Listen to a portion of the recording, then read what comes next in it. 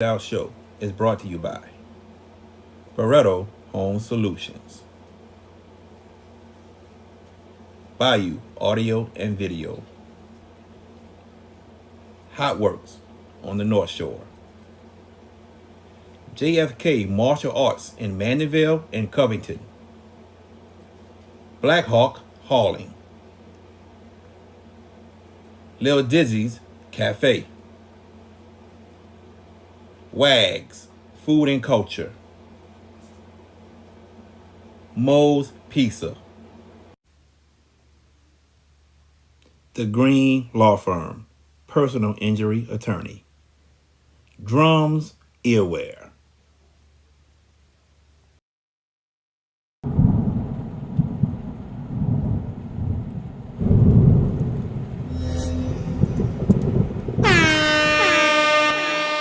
Hands up, hands up. If you winning and you don't give a fuck about a hater, tell them move, move, move, move. Cause I'm winning, I'm winning, I'm winning. I'm winning, I'm winning, I'm winning. I'm winning, I'm winning, I'm winning. I'm winning, I'm winning, I'm winning. Hands up, hands up. If you winning and you don't give a fuck about a hater, tell them move, move, move, move. Cause I'm winning, I'm winning, I'm winning. I'm winning, I'm winning, I'm winning. I'm winning, I'm winning, I'm winning. I'm winning, I'm winning, I'm winning.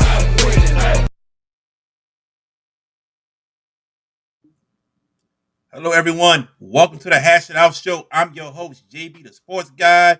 Thank y'all for joining us as we continue Legends Month. We got a great show for you all tonight. But before we get to our special guest, you guys know I cannot do this without my two co-hosts that you can find on CrescentCitySports.com. First of all, we have the one and only VK Jones. What's going on, VK? What's going on, folks? Tag, and share, and subscribe to the Hash It Out Show on all social media platforms. We're live on Instagram. We are live on YouTube and Facebook. We have a great show for you. And man, I tell you one thing, Legends Month gets better and better, y'all. Without a doubt, we also have George Peppers. What's up, GP? What's up, JB? It's another great night, but nah, this ain't just another great night. We elevating tonight with the guys that we have tonight. Look, I watched them a long time ago when they made their hay. I know we all did, and I'm looking forward to picking their brains on different entities and different sports topics. And this is going to be one fantastic show. Can't wait. Without a doubt. Like you said, George, I saw these guys back in the day on First Take, became huge fans, and now after 12 years of not being on the radio, they are back on podcast with the Two Live Stews show. Joining us today, one of the co-hosts of the Two Live Stews, Mr. Ryan Stewart. How you doing, Ryan? Actually, Doug, man, Doug, my Doug. fault, my fault, my Doug, fault, Well, my Doug. fault. That's We too don't we easy. don't look that much alike, bruh. oh wow, How y'all doing, man? How y'all doing? we doing We're doing great. great, Doug. We're We're good. doing We're great, good. Doug. Definitely, definitely. Doug, let me ask you this. What was the decision between you and your brother that made you guys want to come back on radio podcasts? Um, I guess like we've started to see all of these different shows, podcasts like yours and several others. Like you can't log into social media and not see, a podcast talking about sports, shooting the ish, Jonan, barbershop talk. I promise you, I'm trying to be humble when I say this. We literally started this whole genre. Okay, people can say, "Nah, y'all didn't." Nah, if you can show us some video evidence where somebody was doing guy talk like this with an urban hip hop, barbershop feel before 2001, then yeah, maybe, but nah, we go all the way back to 2001. Right. I was going to say the early 2000s when y'all started. I knew that for a fact. So I have no argument in this case with you on this one. But let me ask you this. Let's get into sports. So as we know, Saquon Barkley has signed with the Philadelphia Eagles. And if you have watched Hard Knocks of the New York Giants in the offseason, it's making you scratch your head as to why they never got this deal done and to why they thought he could test the free market agent area and probably come back to the Giants. What are your thoughts after seeing this on Hard Knocks? Yeah, it's crazy to me. I mean, because clearly Saquon is the best player that the Giants had, and for them to let him walk, is crazy. It's insane to me. I mean, he's literally your best player. But you know what it is, man? It seems like over the last 5 years, the running back has been devalued. Right. And I hate it because I grew up playing the position. I grew up playing football, and I played running back since I was 7 years old, and I played 2 years of college football. And the running back was the most premier. I'm 54 years old. The running back was the most premier position in the league when I was growing up. You're talking about OJ and Franco Harris and Tony Dorsett and cats like that. They were what people were paying their money to come and see. The quarterbacks were up there. A lot of people may even say the quarterbacks were even with the running backs, but I'm talking about glamour-wise. The glamour positions were the running back positions back in the day. And now you got these offenses that pass the ball 50, 60 times a game. And so the running back's been divided a little bit. I hate it. I'm happy for Saquon. It's crazy. He's in the division, going over to the Philadelphia Eagles. So he's going to be able to exact some revenge against them twice a year at least. So it's just crazy, man. We living in a time, Fessa. Most definitely. As I switch my focus to college basketball right quick, we saw a draft that just happened, and we did not know many names in this NBA draft. Of course, we knew Bronny James being LeBron's son, but most of them we didn't know. Do you think the NBA changed its rules to where players in college play more than 1 year, maybe 2 years max, to where we can know who these players are in college, and college basketball actually has stars that we know of? Yeah, I think those days are gone too, man. And it's crazy because in the tournament this year, the college basketball tournament this year, it was like I didn't know anybody. Right. Like, you remember going into the tournament in the past, you knew probably 20, 25 players because they were marquee and they were big, big names. And you had these teams, these legendary teams, Georgetown and UNLV.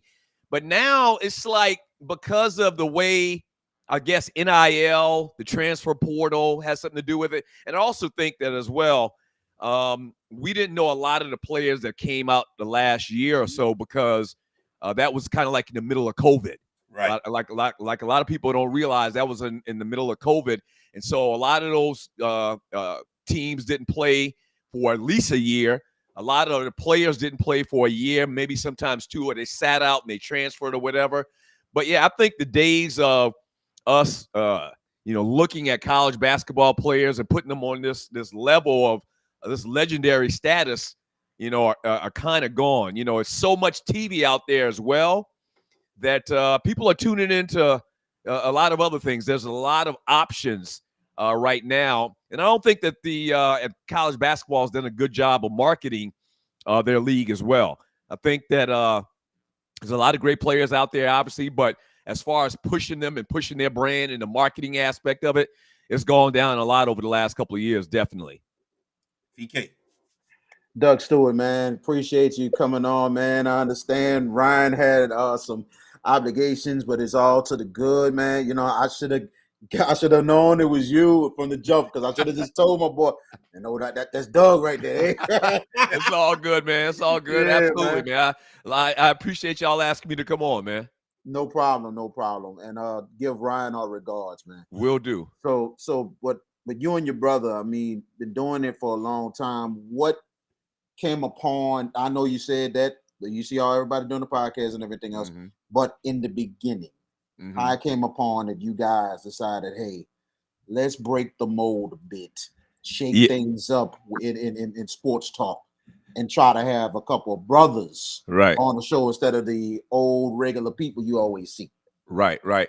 So a couple of things, and we've told this story before. We keep saying, man, we've been saying, and we actually have made some steps to do it, but we are going to write a book at some point, okay? But we've told this story before on the radio. A a couple things. I used to listen to AM talk radio at my day job. Okay. I was in the mortgage business for many years when I got out of college, talking the mid to late 90s. And I was a AM radio guy. So I used to listen to the Kimmer.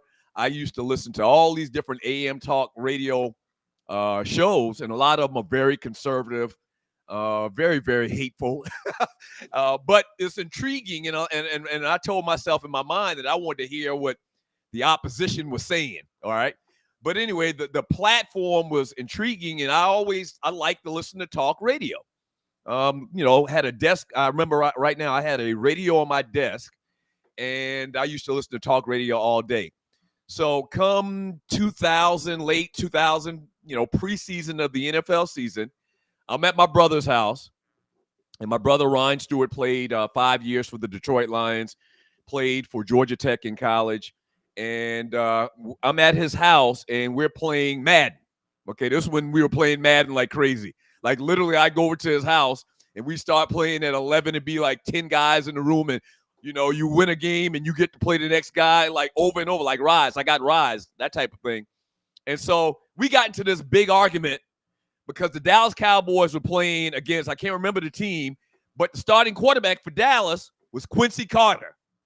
Okay, and my brother played in the league, but we got into this big debate argument. We had 2 TVs, by the way. That's why we were playing Madden on one TV, another TV we had the games on. And so it had to be a Sunday afternoon. And we got into this big argument, and I'm arguing that Quincy Carter and dual threat running quarterbacks are going to be the future of the NFL. And my brother's telling me, nah, man, you crazy. That's never going to work at this level. I played in the league. You don't know what you're talking about. I'm like, man, I'm telling you, to play quarterback in the NFL in a couple years, you're going to have some athleticism because these players are too fast and too strong and too quick and too agile on defense. So that went on and on. I mean, we're screaming at each other, you know, exactly like we did a couple of years into the show, the real show. And after we finished arguing, one of the cats in the room with us said, man, because, let me back up a little bit. My brother had come back, and the voice of the Georgia Tech Yellow Jackets, Wes Durham, was a fill-in guy and had a relationship because the station that we ultimately ended up working on, they aired Georgia Tech football games. So my brother was done with the NFL. He called Wes and says, hey, I want to get into media. You know, can you talk to those guys at the radio station? And whenever they have somebody that's on vacation, whatever, let me come in and host. So the station was like, yeah, former Georgia Tech player. The station aired all the Georgia Tech games. It was like, yeah, Ryan Stewart, he was like an All-American or whatever. So they knew the name, and yeah. So he had been filling in for guys on the station for a little while. And we had this big argument. And one of the guys in the room was like, man, y'all should have your own radio show. And it was like, ding, ding, ding, ding, ding, ding. We didn't even say anything right there. But later on, I called them. I was like, man, why don't we put a pitch together and pitch it to the program director at your station about an urban-based sports talk show? And he was like, you know what, man? I was thinking the same thing. And sure enough, we put together this business plan and, you know, talked about in this plan how our show was going to be different from everybody else. By the way, come to find out, we didn't even notice at the time, you know, there was no other all-black hosting team of sports talk radio shows in the country. So we pitched the idea. We put it in writing. We give it to the program director. He asked us to come in. We come in. We talked to him a little bit more about the idea. He's like, all right, I like it. Interesting. Remember now, we're in Atlanta. You know, this city is blackity, blackity, black, right? And so he was like, yeah. He calls us back. He's like, I talked to the owners, and they like it. They want y'all to come in and do your show, audition. This was like 8:00 at night on a weeknight. Their signal had went down. We came in and killed it. And literally the rest is history. Within a month, as soon as the first show was done, the program director walks in the room and says, oh, y'all got something. And then within a month, we're on payroll. We're not making any money at all. Basically, we're making money for gas to get to the station. We get up there. We kill it for a couple of months. Within like 6 months, we're on payroll. Within a year, we moved to after maybe not a year, maybe like a year and a half, 2 years. We moved to afternoon drive. We get the call a couple of years later from ESPN, and everything just takes off, man. So it's kind of like, one of those things where it was meant to be. Wow, amazing, man. All I'm gonna tell you, you've been an inspiration to all of us, including myself. I'm going into 19 years in the business, Wow. and I mean, I tell you one thing: yourself and your brother, also Bomani Jones, have been and also Stephen A, very instrumental in my career, because I feel like more than anything else that I had a feeling there were people of color, and the fact of the matter is that it gives us hope that we can do this and that we're good enough more than anything else. Absolutely. The thing about this industry, man, is it's a definite good old boy network. From our first experience, like when we started in a radio station, the station that we started on is no longer in business. But the station that we started on, everybody knew each other like before they got on radio. The producers that they brought in were their friend's son or their friend's nephew or whatever. So it was a real kind of like good old boy, wash my back, I'll wash yours, that type of stuff in the business. So if everybody looks like one demographic, I mean, another demographic's not going to get another or not going to get a chance. So like literally, I really believe that when they allowed us to do the show, that they didn't understand the impact that it would have, because we kind of came in the back door. Like I think they thought, and we're going to talk about this in the book, I think they thought this was a good thing and they can make some money. We're in Atlanta, a black city, so we can attract a lot of black advertisers. But I don't think they thought that show that we did on 8 p.m. on a Wednesday night or whatever would turn into what it ultimately turned into, and for 12 years, and kind of sprout off a ton of other shows, kind of like what you guys are doing right now. I did a podcast like in 2015 to 2018, or maybe 2014 to 2017. And from that podcast sprouted like 30 other podcasts that we can trace back. So yeah, man, it's definitely a legacy that we've left out there, man, and very appreciative of all the love and all the pats on the back that we've gotten for people that used to listen to the show. Gotta ask you this. I know y'all did your show based out in Atlanta, still have love for Atlanta and everything else. And I'm gonna ask this and I'm gonna give it over to George Peppers. We're gonna go around firing off of questions. Atlanta, not too many championships. And I'm like this. I'm from New Orleans. The only team I root for Atlanta is the Atlanta Braves. And I've been an Atlanta Braves fan since I was 7 years old. And George, don't give me that look. Right. So plain I am. of course. But why does the state of Georgia just, don't have more championships than they do? Well, it's starting to get a little more, but Nah, I mean, you're right, man. It's only the Braves. The Hawks have been dismal. The Atlanta Falcons have been a disappointment pretty much every year. We've had some great, exciting years when Dion was here. What's that, 25 years ago, though, and when Vic was here. But outside of that, man, outside of that, there's been a lot of bad front offices, to be honest with you. That's my opinion. It's been a lot of bad front offices where they just made bad decisions on draft picks, on trades, releasing guys. I don't know. And it seems like also that there's a culture in the sports leagues not to come to Atlanta. I think the word out there, I'm talking about for the big name free agents. We rarely pick up big name, like marquee name free agents. It's almost like everybody in sports, all of these athletes live in Atlanta in the summertime, because, it's Black Hollywood, right? So they want to live in Atlanta, and we got the strip clubs, and we got everything. I mean, we got everything that your heart desires in this city, if you're talking about black folks, okay? But I think the top athletes feel like that Atlanta in the street side, or the personal side, the personal life of these athletes is affected too much by all what's going on, and it affects their play. I think they feel like that Atlanta, they're going to get sidetracked. They're not going to focus on what they need to do in their sport. And so we don't get a lot of free agents, man. So I'd say a coupling of big name free agents not wanting to sign here, as well as just really horrible front offices have kind of led to the fact that we haven't been very victorious and won many championships.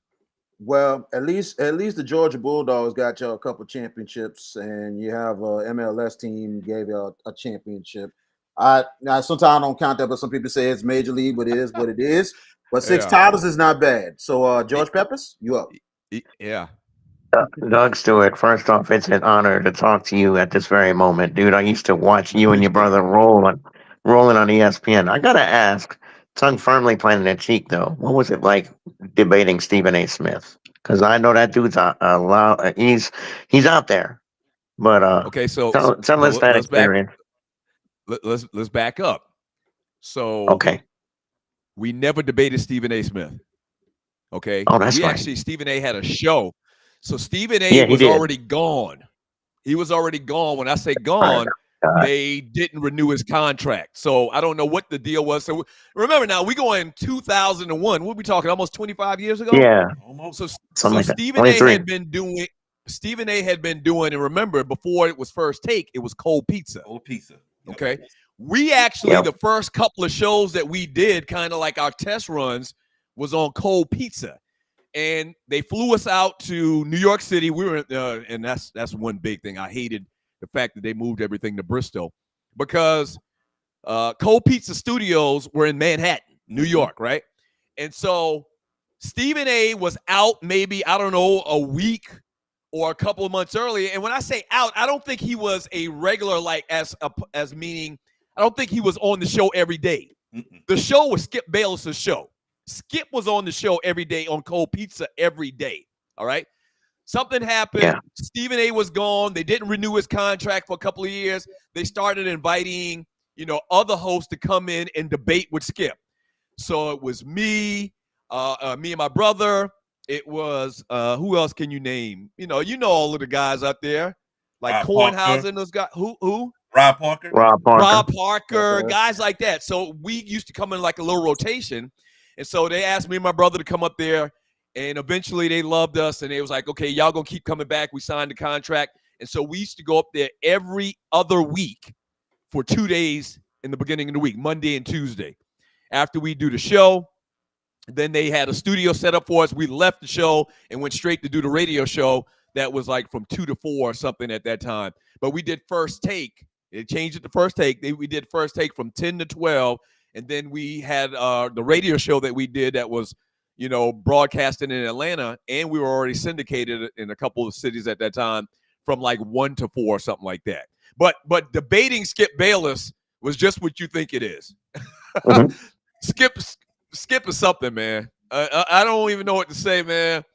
He's a shield for the Cowboys. He's a shield for the Cowboys. He's a shield for so many things. So many things. But, we really didn't talk to Skip too much outside of the show. We had a show meeting in the morning, and that was pretty much it. How was it debating Skip? Funny, because I think a lot of times Skip said things and did things just for the sizzle. You know what I'm saying?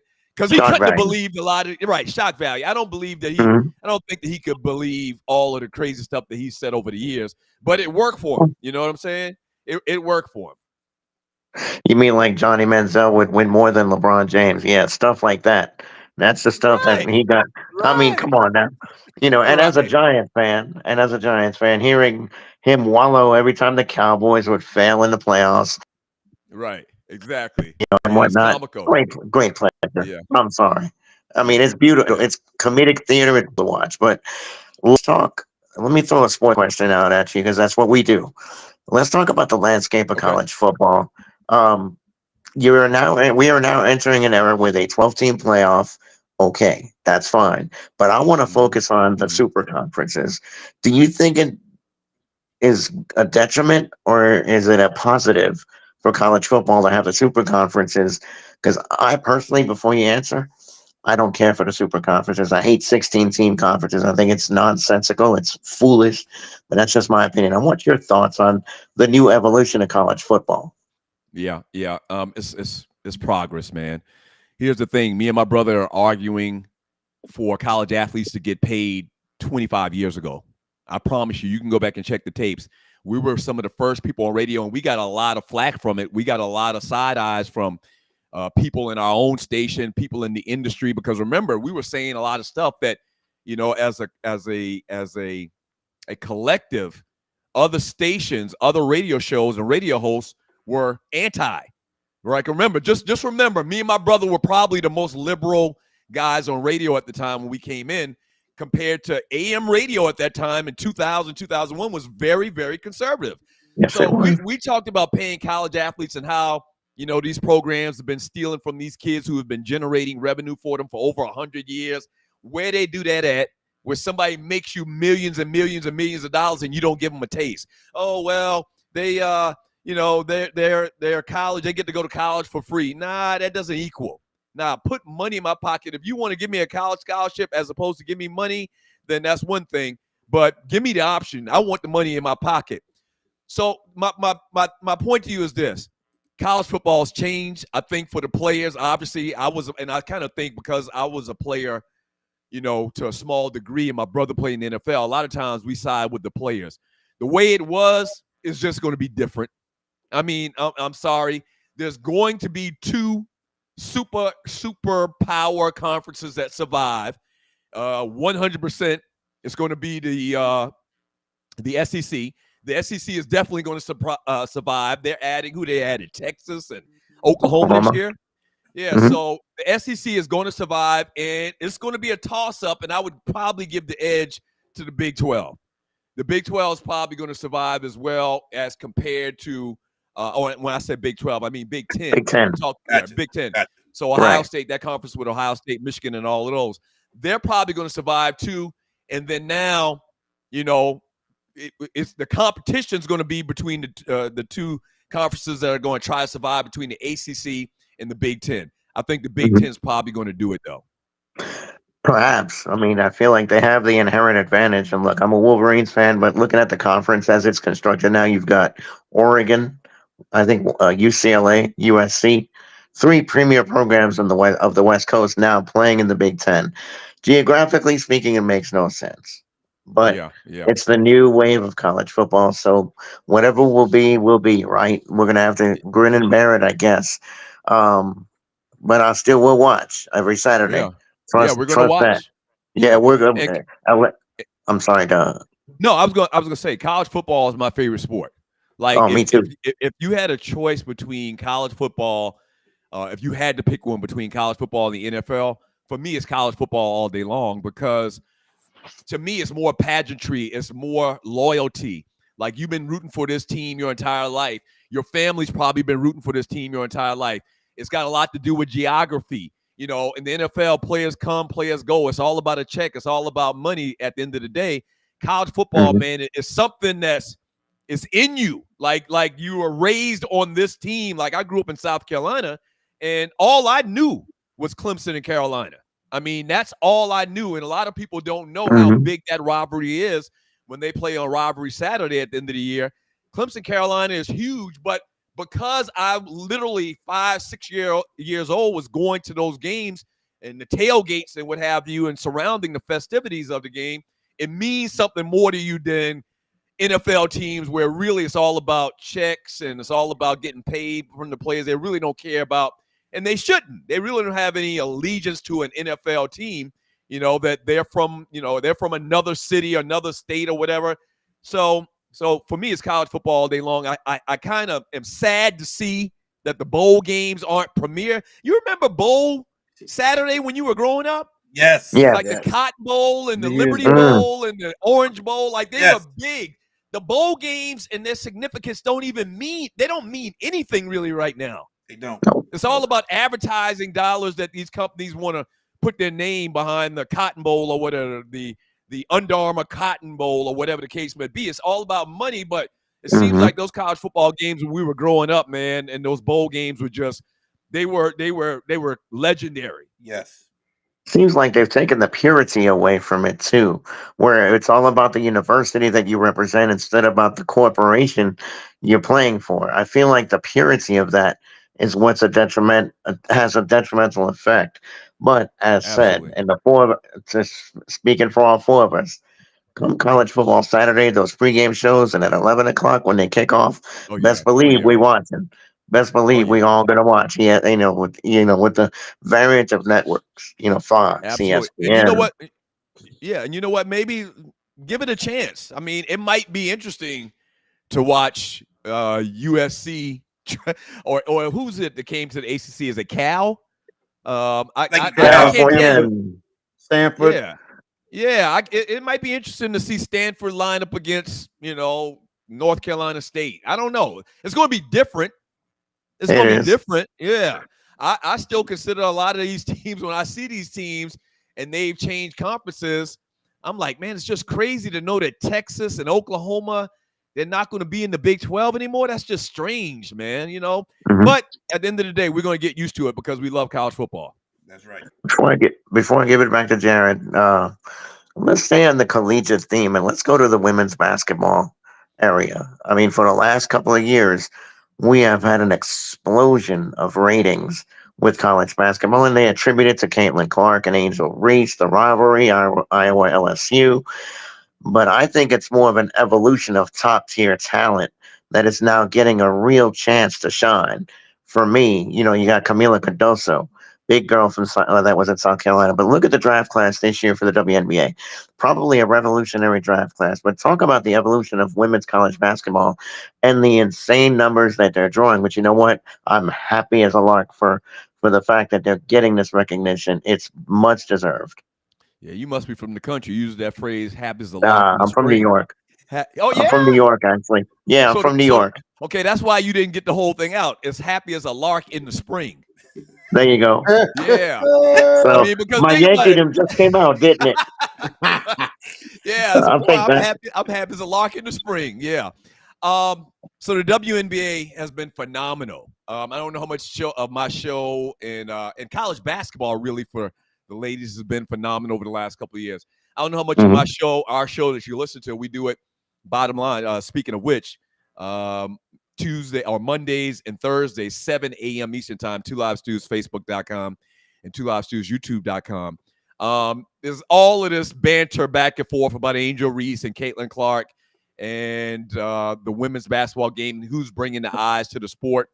Uh, I mean, to acknowledge it, I mean, probably to a larger degree is Caitlin Clark. Caitlin Clark probably is the reason why there's been such an influx of new fans to the WNBA. Okay. Angel Reese probably a little bit behind her. What I would argue though is the reason college basketball has gotten so popular over the last couple of years and women's basketball as a result is Dawn Staley and the South Carolina Gamecocks. Like Hmm. they are on a Boston Celtic, UCLA Bruin like run here that's going to continue. Like she literally every player that signs with the South Carolina Gamecocks is at least a 4-star. Mm-hmm. The majority of that team are 5-star players coming out of college or out of high school. They want to play for her.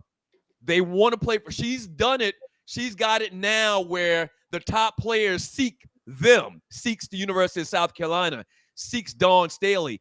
So they've lost one game in the last 2 years? They lost in the championship the year before. Okay.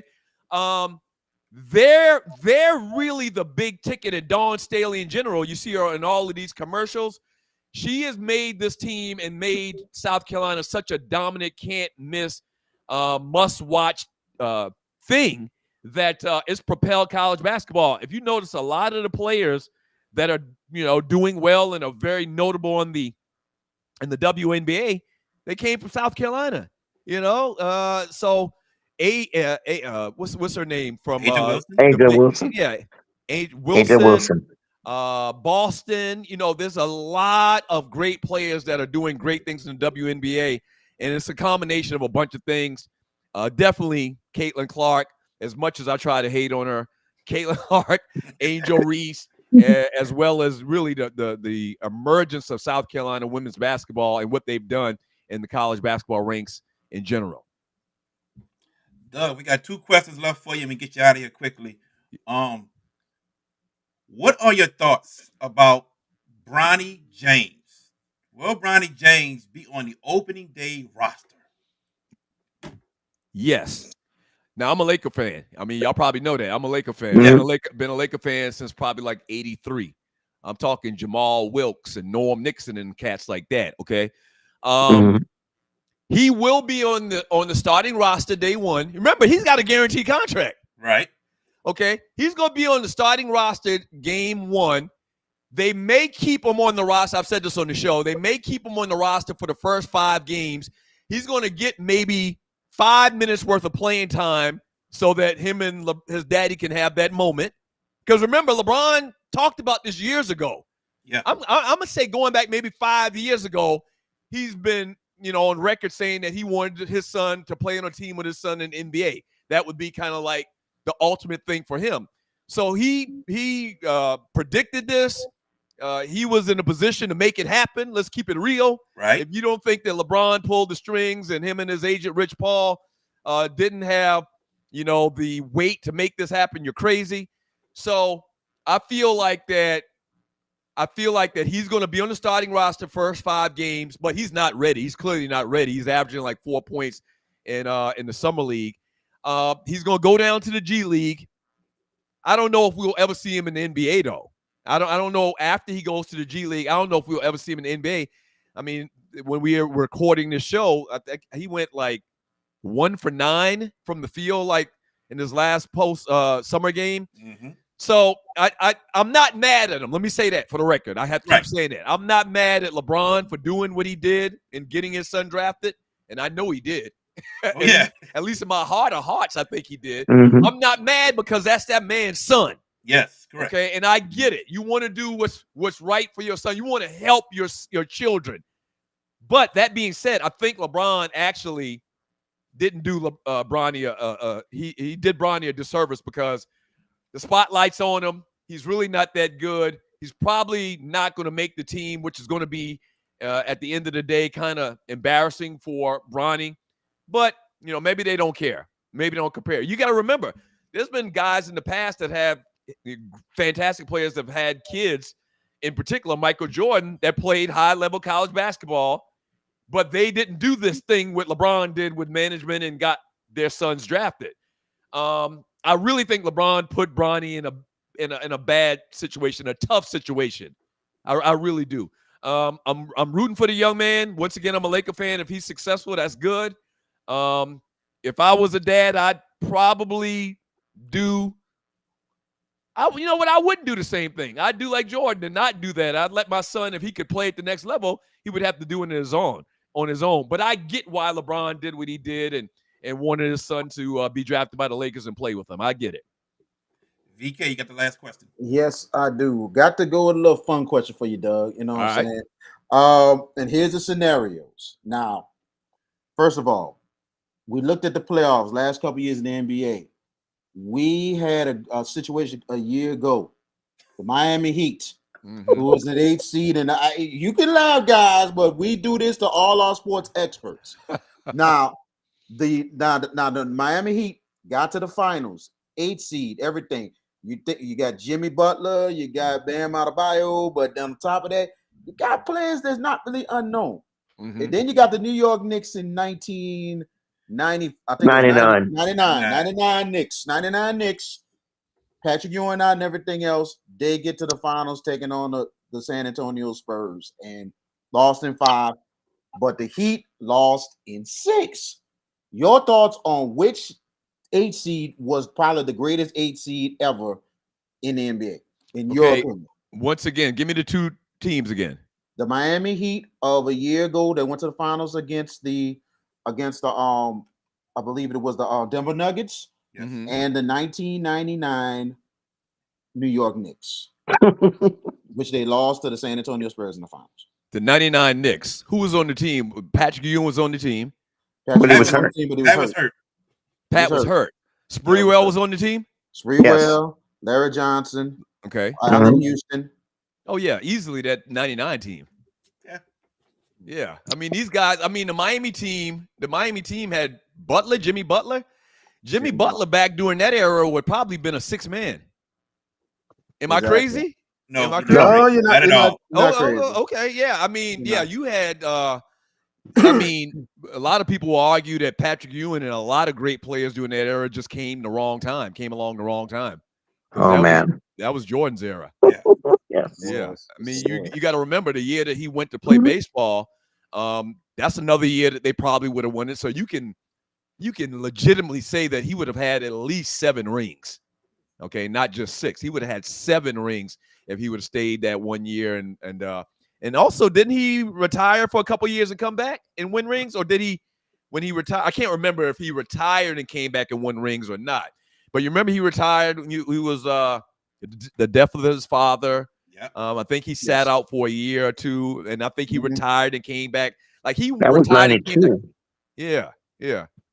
So a lot of those great players and great teams, they just came around a long time. You talking about Grandmama, Larry Johnson, and Patrick Ewing, and who's the third guy you mentioned? Free. Sprewell. Freewell. Marcus Camby. Freewell. Yeah. Marcus Camby. Marcus Allen Houston. Camby, Allen yeah. Houston. Yeah, Allen Houston. That was a squad. Allen Houston, top 5, maybe top 10 shooter NBA history. I mean, would y'all agree? I would Yeah, agree. that Sniper, was yeah. that Yeah, was a squad. absolutely. That was a squad, definitely.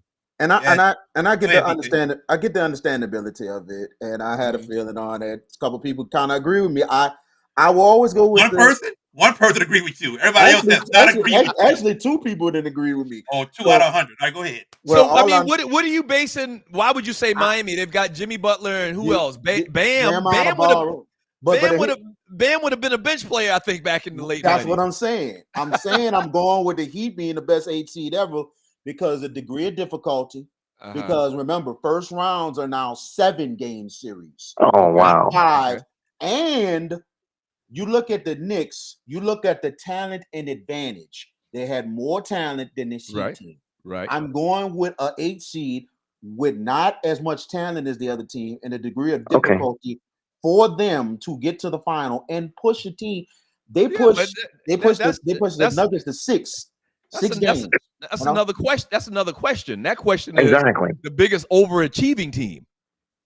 The biggest overachieving team is Miami, yeah, but the best team between those two, nah, I got to go with the Knicks, the 99 Knicks. Exactly. I get First, it. to interject, and I know we're going to let you go here, but to interject, Doug, this is why myself and Jared are the sane ones of the Hash It Out show, because we're picking the Knicks.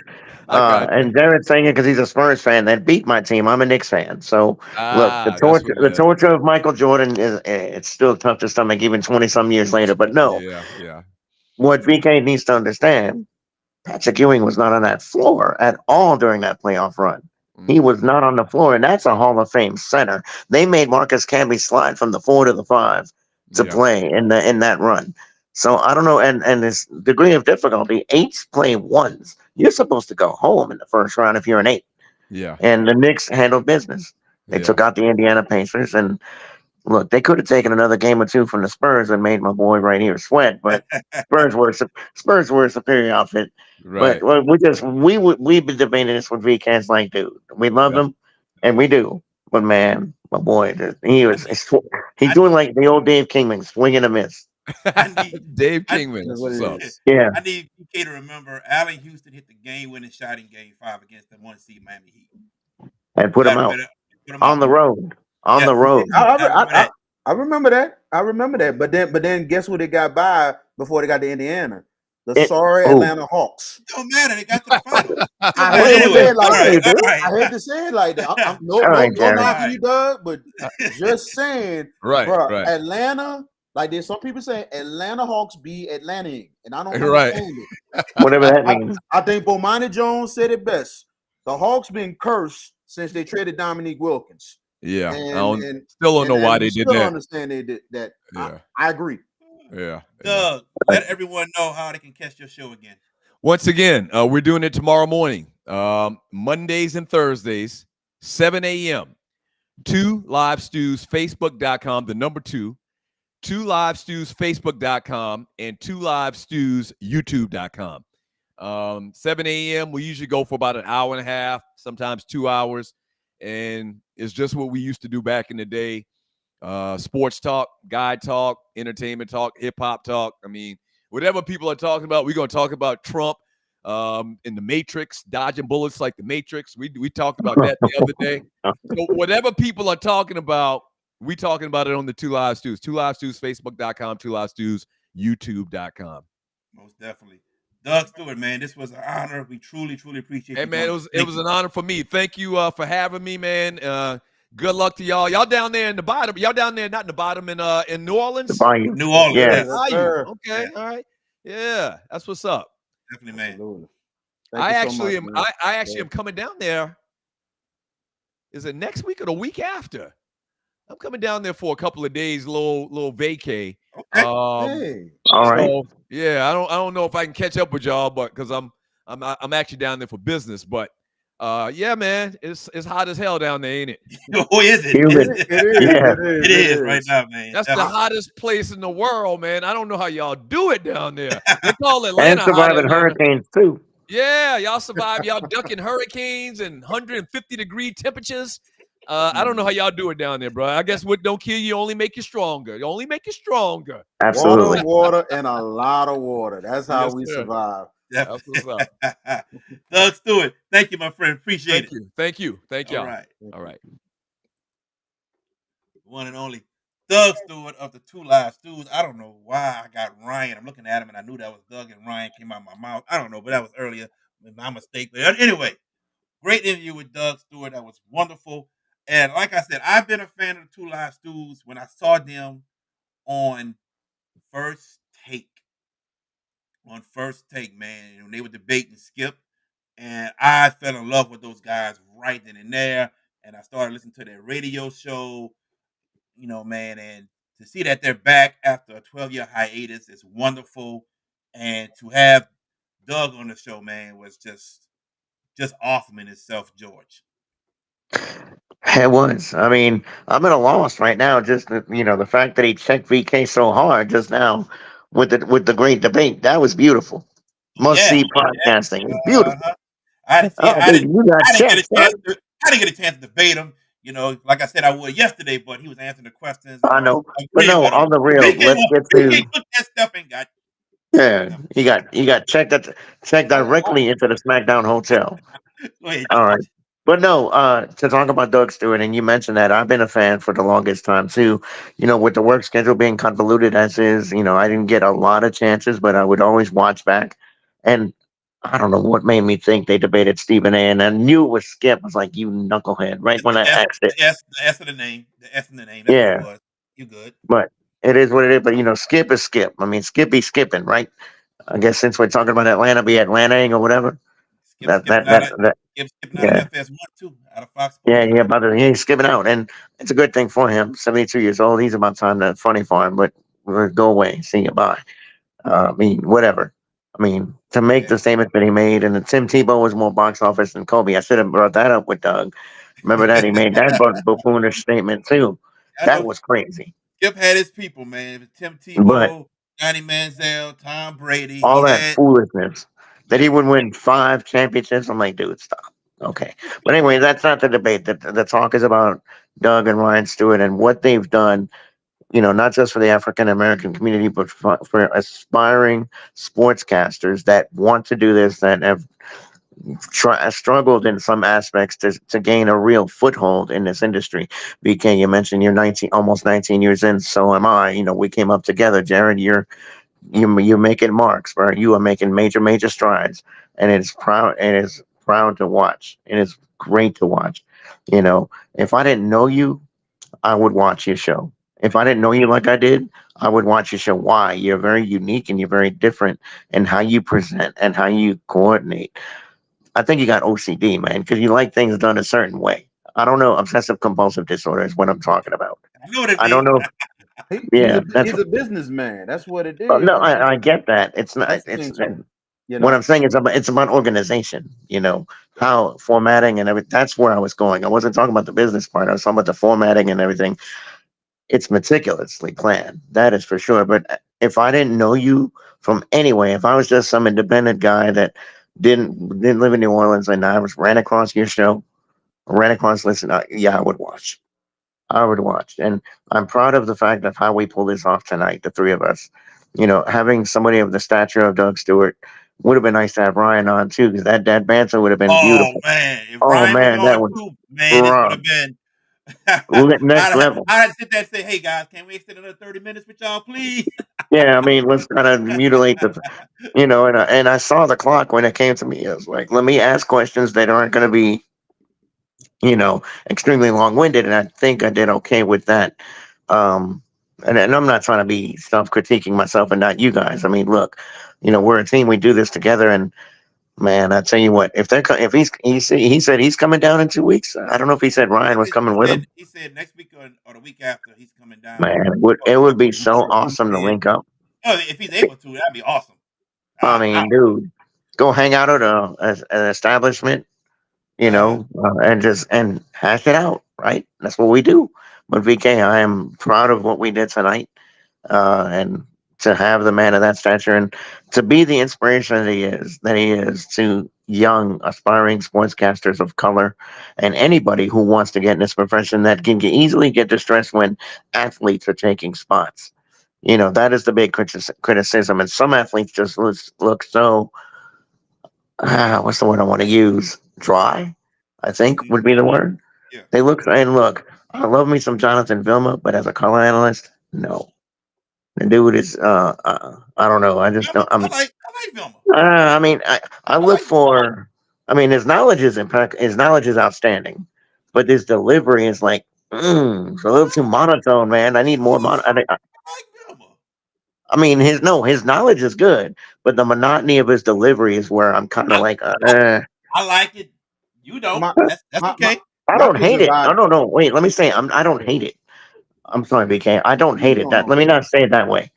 I'm just like, I need more. But the fact that he's such an inspiration to African Americans, BK, it's a beautiful thing to see, and seeing you guys, and not to be labeling or nothing like that. But look, how are you not inspired by how they came up and what they did? They broke the mold in Yeah. sports casting, analysis, and podcasting. They broke the mold, and if anybody wants to aspire, you better be like those guys because they broke the mold, VK. yes, they did. They did broke the mold and everything. And the big issue with that, and I get it and everything. You know what I'm saying? And I get kind of the gripe. I don't knock these athletes coming in, and I think a lot more of them are being a lot more knowledgeable, and they're doing a really good job with a lot of these podcasts and everything else.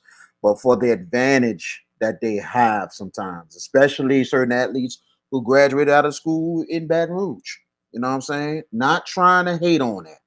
My thing is this. My thing, and it ain't just me being an African American in the business.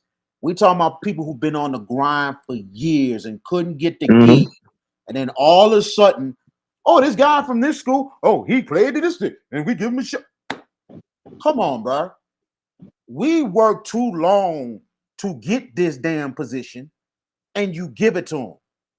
It upsets us because we work our asses off to get here. And to me, no knocking it. I love what they're doing. I love what Ryan Clark is doing, and also Channing Crowder and all them. They doing great with the pivot. I love what Marlon Favorite is doing. I love all these athletes what they doing.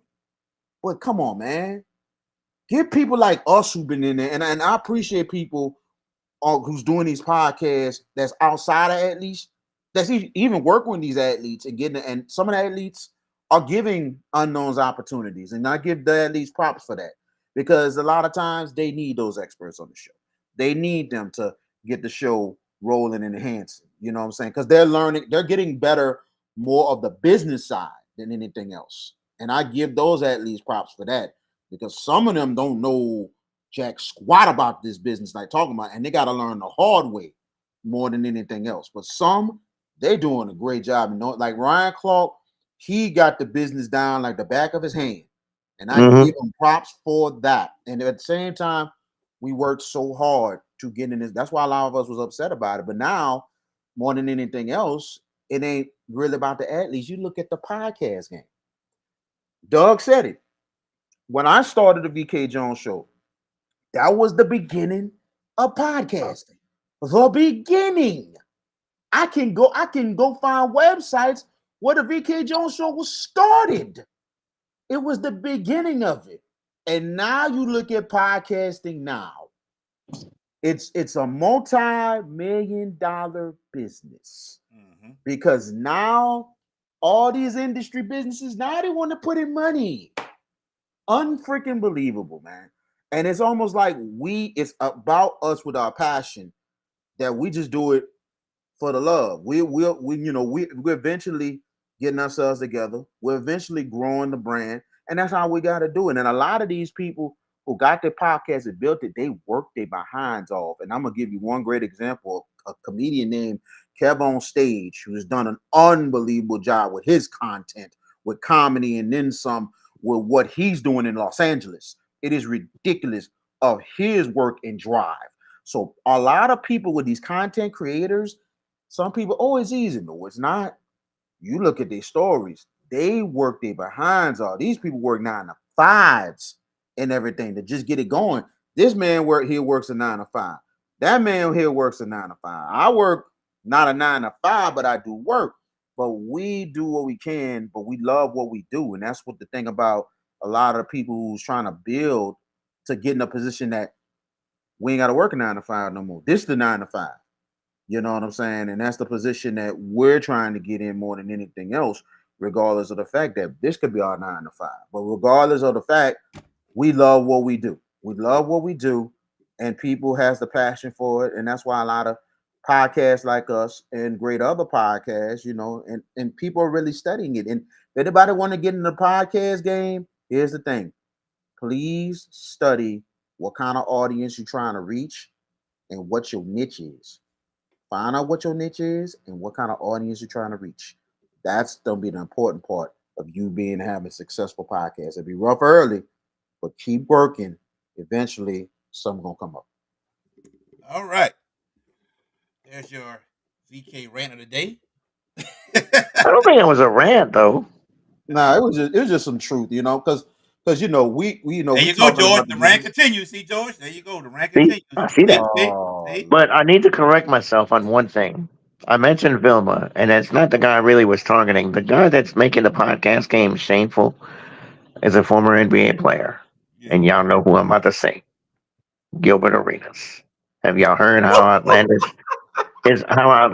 that dude is? Hey, That you, dude you leave Gilbert alone, man. Leave Gilbert did alone. what? You leave Gilbert alone. Nope, I'm Yeah. not. You not about to talk As about a Gilbert on disgrace, you ain't I not. didn't say it for You VK. you I'm, not I'm, about I'm, you I'm, not about to I'm, talk about Gilbert on here. Wait, I'm, can No. you I'm, say that? He's a I'm, disgrace to the I'm, race. I'm, No, you not. No, listen. you not. I'm gonna You be not real about to and say say this. No, I'm gonna say this. I'm gonna say this about Gilbert. Gilbert has a big platform, a huge platform. His He does. numbers is unbelievable. I'm gonna give him that. But at the But his same content, time, at the same y'all not, time, I'm not letting it happen. I'm not letting it happen. Y'all not about to say nothing about Gilbert today. No, y'all not. I'm gonna ask you a question. I'm gonna All ask right. you a question. I'm gonna ask you a question. Yes, Let me ask sir. you a question. Yes, sir. Why? I want to know why. Just give us a legitimate reason. We're not gonna say nothing about Gilbert, but are you trying to expand in a way or trying to stay professional or whatever? I'm What is it? always trying to stay professional, number one. That's number one. Number two, you never know what could happen down the line in the future.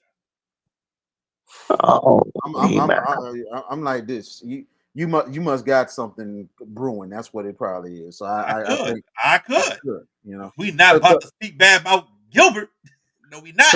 Because I'm like this. The bravest person who ever had Gilbert on his podcast, and that's Bomani Jones. And I tell you, I think Bomani has a good bit of respect for him and everything. But it was brave for him to have him on his podcast and talking, bro. Because I'm like, He's on Shannon Sharp's podcast too. yeah, I seen that too. And All and, and right. I, I So I was like, my thing with Gilbert, sometimes it's I don't I'm want to hear not your thing I'm with not Gilbert. it's I don't not want to it's, hear it.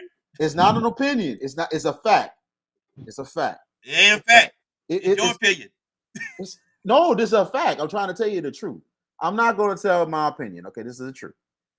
Gilbert is a very interesting podcast host. Very interesting.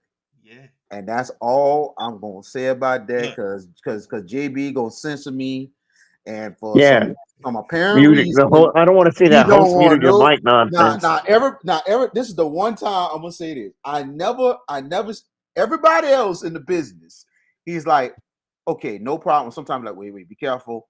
Or sometimes like, okay, you can say what you gotta say. This is the one host out of everybody. He's saying, no, we're not going. Gilbert Arenas? we not talking about That's that. but it is what it is. It's We kind of not. weird to me, but We not. okay, okay. Mm-mm. I'm gonna respect you, the CEO, I don't know what the but that future was kind of holds. but that was kind of The weird to whole me. something. That's all. Man Future crush. holds something, boy. Gilbert could There be you like, go, George. man, hold on, George. Nah. Don't get Not it like like that. that. But Not what I'm like that. saying, Gilbert can see this show and be like, that VK Jones, that I George. debate him, dude. I would Say, debate that dude. say George Hello, said, I'm this. But that JB the sports guy, he kind of had my back. Never know. pigeon. I Mm-mm-mm. got your pigeon. anyway, guys. Oh man. I wish I could sit here and say that we will be here next week, but we will not be here next week. A lot going on. Um, Tell them where you're going, my friend. well, I'll be in Phoenix, Arizona next week, the whole week, ladies and gentlemen. And you don't know that I also do Taekwondo. I own a Taekwondo school, and I will be testing for the rank of 7th degree black belt next week. Also taking a lot of classes, a lot of judging I got to do up there. It's the World Championships for the American Taekwondo Association. So I'll be gone the whole week. We will not have any shows next week, but when we come back, the last week of Legends Month will happen that Tuesday and that Wednesday, July 30th and July 31st. And then the week after that, August, we will start our previews of high school football throughout the state with our special guests, special sports writers from across the state. So we can get ready for that as high school football is already around the corner. Last words, VK. Are you competing next week, sir? I know Mr. Martino is. Are you going to be part of the competing? I know you say you're My just. my knee is not ready for competition yet. It's not. Wow. I'm not. Okay. I've sparred with people, and those that don't know, I'm a multi-world champion in sparring. I spar with people, and it's not comfortable yet sparring. Once I get back in this groove and this knee can get comfortable with the sparring aspect, I'll compete. I'm not saying when, but it'll happen. And then when it happens, you all will know. And you already a four-time champion. Four-time So world champion, yes. four-time world champion. Mr. Martino, he's going for what? He's going for world champion No, number. he's gone. He's going just for his mastership. He's becoming a master instructor. Oh, okay. He's not competing. Okay. He's So going to y'all just he's going to compete. He's not he's going to competing for no compete. world titles because also the new season starts on Saturday. So he's going to compete towards the new season of 2025. Interesting. Okay. Yeah. Awesome, man. We wish y'all the best. I hope y'all have a great time. I can't believe they moved the sites and everything, because I know it was used to be in Little Rock, Right? Arkansas for a long, long time. So Ever. yeah, so it is what it is with that. But man, this was a great show tonight. The two live stews. I mean, it was great to have Doug on there. Ryan's schedule was very, very difficult. Even Doug was telling me, what I'm saying, especially balancing family and all that stuff and Yeah. everything. So it's not surprising he didn't join us, but we hope to have them back, especially for Ryan. But we wish them two the best going forward with the two live stews experience. But Yes. man, it's been awesome with this Legends Month, and too bad we're gonna take a week because we had a special guest lined up, but we're gonna see if we can shovel it if we can. So, but Yeah. regardless of the fact, we got some new guests coming out soon. I went to the coaches clinic last week. A lot of love from a lot of people. I met, I think it's Sir Markel Rock or something like that. I mean, Mm-hmm. it's interesting cat, Okay. interesting dude. I mean, intelligent. Yeah. So he was at the thing, and I mean, we got some guests coming out. And one dude, all I'm gonna tell you is this, and when we have him, y'all gonna be amazed. Watch out soon. We will have the defense. I'm gonna get this.